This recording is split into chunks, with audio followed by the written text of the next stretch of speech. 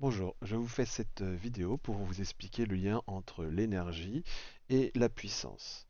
Alors, on rappelle que la tension, c'est notre grand U, est mesurée en volts avec un voltmètre branché en dérivation et l'intensité en ampères avec un ampèremètre branché en série. On aura besoin dans ce chapitre. La puissance et l'énergie, donc tout d'abord la puissance. La puissance, c'est l'énergie par seconde. C'est l'énergie par seconde, donc en joules par seconde, et les joules par seconde, c'est des watts. Donc la puissance, c'est l'énergie divisée par la durée, delta T. Donc il faut connaître par cœur cette formule, vous allez voir qu'il y en a une autre qui est la même que celle-là avec d'autres unités ou transformée. Donc la puissance en joules par seconde ou watts, puisque c'est la même chose, et l'énergie en joules, la durée en secondes. Ça, c'est les unités dans le système international.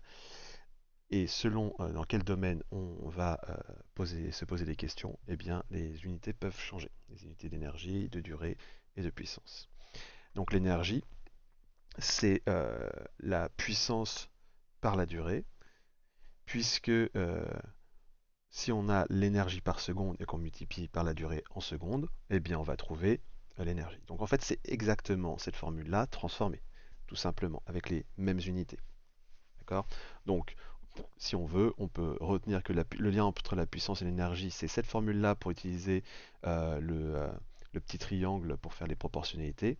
Ou alors cette formule-là, si on demande la puissance, on peut retenir aussi par cœur celle-là. Ensuite, la puissance et l'énergie électrique. Et donc, on nous demande de savoir lire une facture d'électricité. Et donc, facture d'électricité, énergie électrique. Donc, la puissance électrique, c'est en watts et on va pouvoir la retrouver par une formule un peu différente que juste avant, même si on peut dans certains cas utiliser la formule précédente.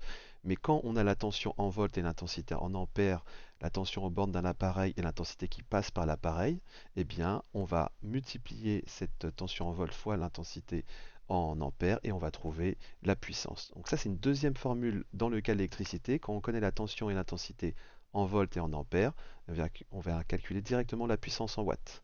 Donc cet appareil, ici, il a une puissance de 100 watts, c'est par exemple, il a 10 volts à ses bornes, et il aura donc 10 ampères aussi qui passent à travers. Donc simplement, la puissance, c'est le produit de la tension et de l'intensité. L'énergie électrique.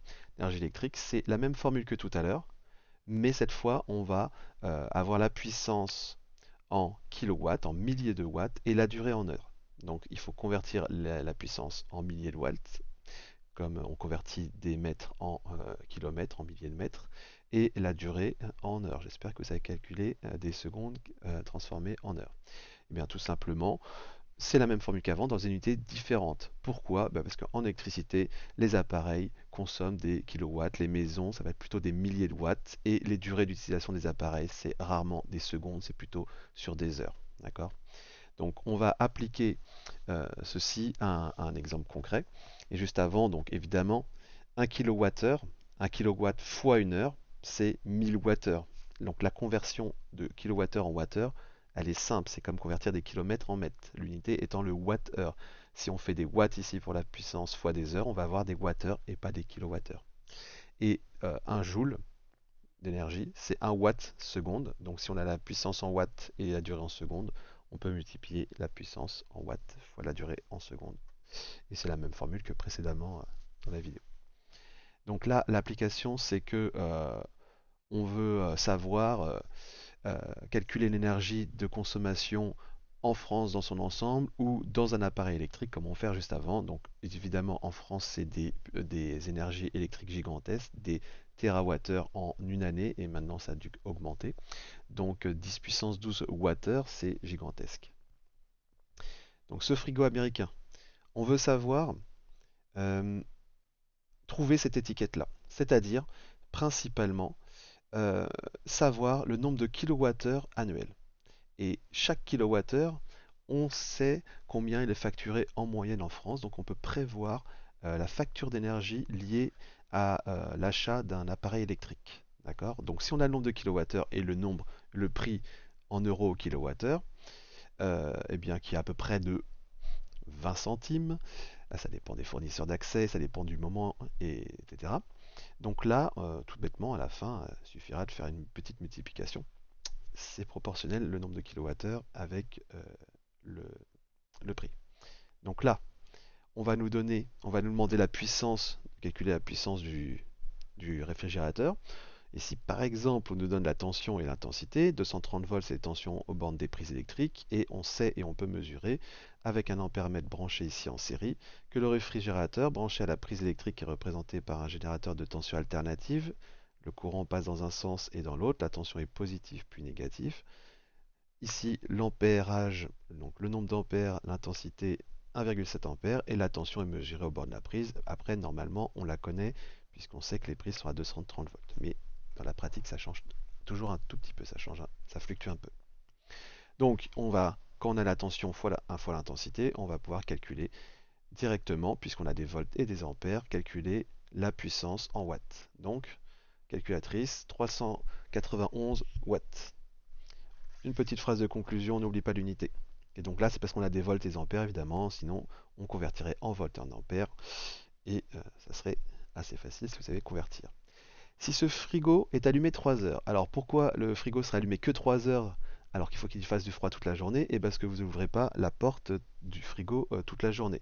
Donc en moyenne, le moteur du compresseur, parce que pour faire du froid, il faut un petit compresseur qui va compresser le gaz, et quand le gaz va se décompresser à l'intérieur du frigo, il va faire du froid, comme quand vous avez un déodorant, quand le gaz se décompresse, il sort froid, et d'autant plus si le déodorant est sous pression forte, donc quand il est neuf. Donc là, on se sert de ça pour faire du froid dans le frigo, mais on va faire du froid que quand il y en a besoin. Donc quand la température augmente, le frigo va se mettre en route. Et en moyenne, il va fonctionner 3 heures par jour, ce frigo-là. Donc là, en fait, peu importe à quel moment il s'allume, on sait qu'il fonctionne 3 heures en moyenne dans la journée, et on vient de calculer sa puissance en watts.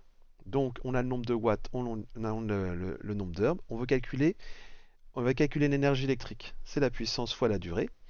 Il va falloir convertir les watts en, en kilowatts. Et ensuite, la durée. Moi, je choisis de calculer directement la durée annuelle, donc 3 heures par jour fois 365,25 jours dans une année. Ça nous fait à peu près 1100 heures dans l'année de fonctionnement, à 391 watts, donc 0,391 kilowatts. Et là, on a fait le plus dur. Les kilowatts fois les heures, donc ça va être par an mon résultat, hein. Les kilowatts fois les heures, ça va nous donner les kilowattheures. Et là, calculatrice, ça nous donne 429 kilowattheures chaque année. Il nous suffit de connaître le prix au kilowattheure. Alors là, j'ai mis un prix bas.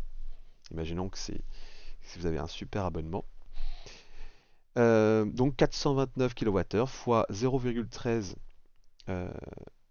euros au kilowattheure, et ça nous fait un coût de 55,7 kWh.